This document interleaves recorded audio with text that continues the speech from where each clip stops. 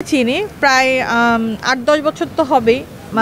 ১৩ সাল থেকে যতটুকু চিনি, প্রথম অবস্থায় মনিকে আমি যেভাবে দেখেছি সেটাকে আসলে এখন বলবো কি না, আমার মনে হয় আজকে আমার বলা উচিত। প্রথম অবস্থায় মনিকে আমি এক বিয়ের প্রোগ্রামে দেখি এবং তাকে তখন জানি সে অ্যাসিস্ট্যান্ট। কিছুদিন পরে আপু বলল যে না, আমার ছোট ভাই ও আমেরিকায় ছিল, ও কি সঞ্জয় ছিল, ওর নাম এখন মুসলিম করে সাজ্জাদ মনি করা হয়েছে। ঠিক ১৭ সাল থেকে হঠাৎ করেই ১৮ সালের দিকে আপু এসে বলতেছে না, আমার একটা প্রবলেম ছিল এই সেই, ও আমার পেটের ছেলে। তো শুরু থেকে আপুর দিকে তাকায়, আমরা তো বুঝি অনেক কিছু, বুঝেও আপুকে সম্মানের জন্য ভালোবাসার কারণে আমরা কখনোই মুখ খুলি নাই, কিছুই বলি নাই। যে আমাদের কাছে মনে হয়েছে এটা তার পার্সোনাল বিষয়। সে যদি কাউকে ভালো সন্তান ভেবে ভালো থাকে, একজন নিঃসঙ্গ মানুষ, একেবারেই নিঃসঙ্গ ছিল। আজকে হয়তো আমরা অনেক বড় বড় কথা বলতেছি, আসলে তো সে একা ছিল। তো আমরা মনে করছি যে ঠিক আছে, সে যদি ওই ছেলেকে রেখে সে হ্যাপি থাকে আলহামদুলিল্লাহ। তো যেটা দেখলাম যে মনি ছেলেটার মধ্যে একটা প্রবলেম, যে ও প্রচণ্ড রকম মিথ্যা কথা বলে, ওর সব কিছু জুড়েই মিথ্যা। মিথ্যা ছাড়া এখন পর্যন্ত আমরা কিছুই পাইনি। আর রিসেন্ট তো পুরাই প্রমাণ হলো, সে যদি ১ লাখ টাকার কিছু কিনতো, সেখানে বলতো সেটা ৫ লাখ টাকা। তো তার মিথ্যার জন্য কিন্তু সে আরও বেশি আজকে ফাঁসছে। আর আমাদের কাছে আরও কিছু তথ্য আছে, আমার কাছেও আছে, সেগুলা আমি আমার ভাইয়া ডিএতাব ভাইকে দিয়ে দিব। আরও কিছু দেওয়া হয়েছে, আমাদের যে কমিটি হয়েছে সেখানেও তো দেওয়া হবেই। এবং রিপন আঙ্কেলও অনেক কিছু হয়তো এখন জানে। আমাদের কাছে রিপন আঙ্কেলের যে ক্যারেক্টারটা মনি তৈরি করেছিল, আমাদের কাছে তো যখন অঞ্জনা আপা অসুস্থ, আমার কাছে তো মনে হচ্ছে রিপন আঙ্কেলই মেরে ফেলছে মনির কথার জন্য।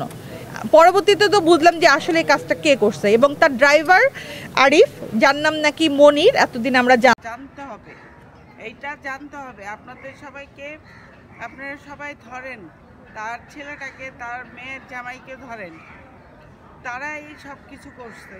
এদের কাছে অঞ্জনার অনেক টাকা আছে, তার বাড়ি আছে, এগুলো কোথায় গেল? আর সে বিনা চিকিৎসায় কেন মরল? তাকে কেন হসপিটালে ভর্তি করানো হলো না টাইম মতো? তাকে ৩ মাস বাসার মধ্যে শোয়ায় রাখছে।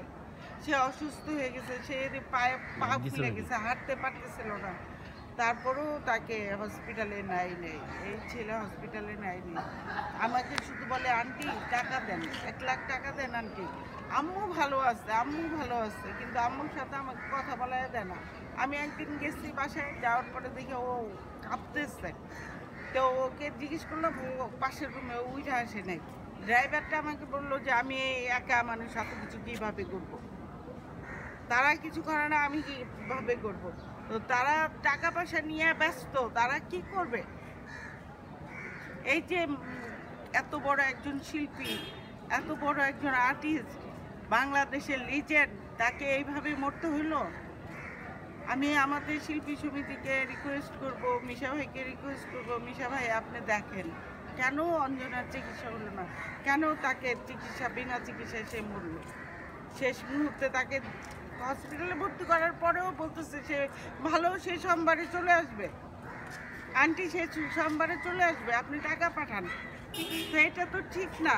এখন লাস্ট মুহূর্তে আমরা চেয়ে দেখি তার অবস্থা খুবই খারাপ। ওকে জিজ্ঞেস করলাম কি এই অবস্থা কেন? বলে আম্মু তো আমাকে মানা করছে। আম্মু কীভাবে মানা করে? আম্মু তো তখন অলরেডি সিক, সে তো কথা বলতে পারে না। তাহলে সে কিভাবে বলবে? সে ওকে কিভাবে বলে এই কথা বলেন তো? আপনাদের কাছে আমার প্রশ্ন, এই কথাটা কিভাবে বলে? আবার এই যে 4 দিন তিনি বিছানায় ছিলেন বাসায়, 4 দিন না 3 মাস যাবত সে সিক ছিল। তার এর আগে তার পা ফুলে গেছিল, সে বিছানা থেকে মাটিতে দাঁড়াইতে পারতো না, সে করতে পারতো না। আমি তখন তাকে গিয়ে দেখে আসছি, আমি খাবার টাবার দিয়ে আসছি। তারপরে সে আমাদের পাশে যে 3 নাম্বার রোডে ডাক্তার নিজাম আছে, ও বললো যে ডাক্তার নিজামকে বাসায় আনছি। বাসায় আনার পরে সে ইঞ্জেকশন দিচ্ছে। ইঞ্জেকশন দেওয়ার পরে সে একটু ভালো হইলো। আমি তাকে গেলাম, বলে কি দেখো আমি একটু ভালো হয়েছি, আমি এখন হাঁটতে পারবো। তারপরে মুক্তির জন্মদিনে সে আসলো, তারপরে আবার সিক হয়ে গেল। আমি এর মধ্যে একদিন বাসায় গেছি ওদের দলিল দেখার জন্য, ও আমাকে ডাকছে। তখন ওর গলায় দেখি একটা সাদা কি দিয়ে নিয়ে, ওই যে না সাদা একটা পজিটিভ নাকি দিয়ে রাখছে। তো ওইটা বসছে, বসার পরেও বললো যে এই ব্যাপার জায়গার ব্যাপারে আর কি। আমি লোক নিয়ে গেছিলাম, ও টাকা চাইছিল, তাই আমি বলি কি তাহলে জায়গাটা বিক্রি করে তোমাকে কিছু টাকা দিই।